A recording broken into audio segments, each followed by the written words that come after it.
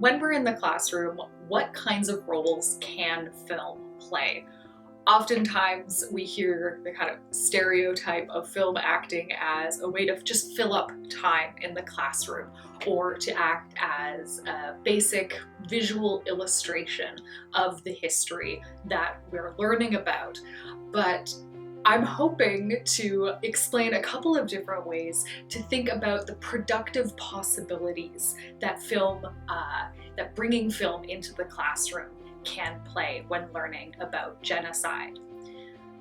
Borrowing from scholars like Robert Rosenstone and Vivian Bickford Smith, I tend to think about film as having three essential roles in the classroom. The first is film as source. So thinking about film as an archive and being able to present pre-existing archives in different ways.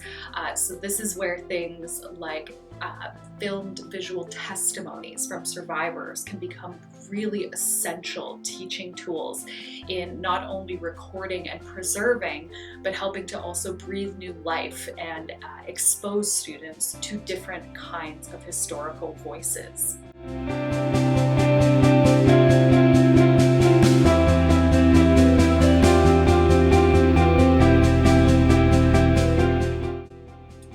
The second is film as representation. Now, there's quite a bit of debate amongst scholars over the limits of film's ability to represent genocide. Instead of thinking of film's shortcomings as only limits and only reasons to critique or to not use film at all, there are other ways that we can engage with those limitations to have students think critically about what film can and can't depict.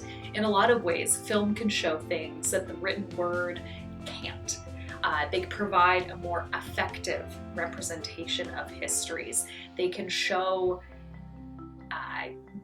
details in one shot that we might not be able to capture in a short article for students, for example. At the same time, they might not have the same kinds of footnotes or references that we're used to. With all of that in mind, though, having film in the classroom can help prompt students to ask historical questions, not just about the history that the film in question is about or what the material is dealing with, but also how we remember and how we think about histories of genocide in the aftermath.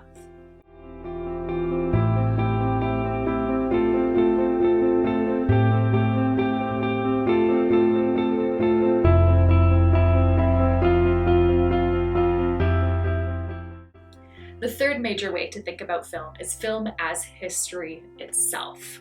One key example would be Schindler's List in the case of the Holocaust. Now, not only did that film have a massive impact on the global historical imagination and really cement particular stories about the Holocaust in the global memory of this event, but it also spurred a lot of making of history in the film's aftermath, of creating new archives, of interviewing more survivors. So also thinking about film's impact on our understanding of genocide beyond simply, the room of the cinema itself.